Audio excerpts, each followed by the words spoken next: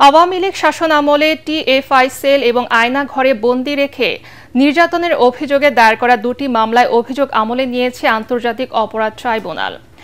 একই সাথে ক্ষমতাচ্যুত সাবেক প্রধানমন্ত্রী শেখ হাসিনা ও তার নিরাপত্তা উপদেষ্টা তারিক আহমেদ সিদ্দিকী সহ ৩০ জনের বিরুদ্ধে গ্রেফতারি পরোয়ানা জারি করেছে আদালত। চিফ প্রসিকিউটর জানান, এই অভিযোগ কোনো বাহিনীর বিরুদ্ধে নয়, অপরাধে জড়িত কিছু ব্যক্তির বিরুদ্ধে। এ সময় গুমের সাথে জড়িতদের দৃষ্টান্তমূলক সাজার দাবি জানান ভুক্তভোগীরা। রিপোর্ট করছেন হুমায়ুন চিশতি। ছাত্র জনতার দুর্বার গণ আন্দোলনের মুখে ৫ আগস্ট পতন হয় আওয়ামী লীগ সরকারের। দেশ ছেড়ে পালাতে বাধ্য হন ক্ষমতাচ্যুত প্রধানমন্ত্রী শেখ হাসিনা। সরকার পতনের পর আয়নাঘরে নির্যাতনের খবরে দেশ বিদেশে ওঠে সমালোচনার ঝড়।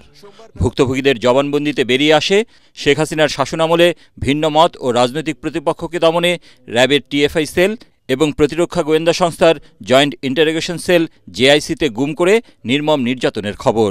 এ বিষয়ে ট্রাইব্যুনালে অভিযোগ দাখিল করেন ভুক্তভোগীরা। এসব অভিযোগের তদন্তে নামে আন্তর্জাতিক অপরাধ ট্রাইব্যুনালের তদন্ত সংস্থা। বুধবার গুমের অভিযোগে সাবেক প্রধানমন্ত্রী শেখ হাসিনা, তার সামরিক উপদেষ্টা তারিক আহমেদ সিদ্দিকী সহ ৩০ জনের বিরুদ্ধে দুটি মামলার আনুষ্ঠানিক অভিযোগ দাখিল করে প্রসিকিউশন। শুনানির পর অভিযোগ আমলে নিয়ে অভিযুক্তদের বিরুদ্ধে গ্রেপ্তারি পরোয়ানা জারি করে ট্রাইব্যুনাল। এই ঘটনার সাথে সাবেক প্রধানমন্ত্রী শেখ হাসিনা, সাবেক স্বরাষ্ট্রমন্ত্রী আসাদুজ্জামান খান কামাল, প্রধানমন্ত্রীর সাবেক নিরাপত্তা উপদেষ্টা তারিক আহমেদ সিদ্দিকী সহ র্যাপিড অ্যাকশন ব্যাটালিয়ন এবং ডিজিএফআইয়ের বিভিন্ন পর্যায়ের বেশ কিছু অফিসার যারা আসামি হিসেবে আছেন তাদেরকে আমরা অন্তর্ভুক্ত করেছি। ট্রাইব্যুনাল সবগুলো অভিযোগের বর্ণনা শুনেছেন, এই আসামিদের বিরুদ্ধে অভিযোগ কগনাইজেন্স নিয়েছেন এবং তাদের বিরুদ্ধে গ্রেপ্তারি পরোয়ানা ইস্যু করেছেন।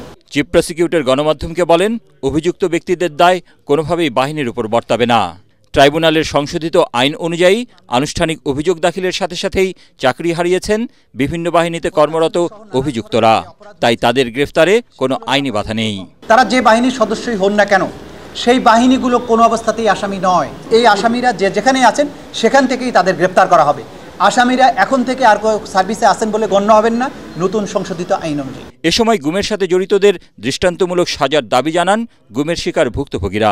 আমি ন্যায় বিচারটা চাই।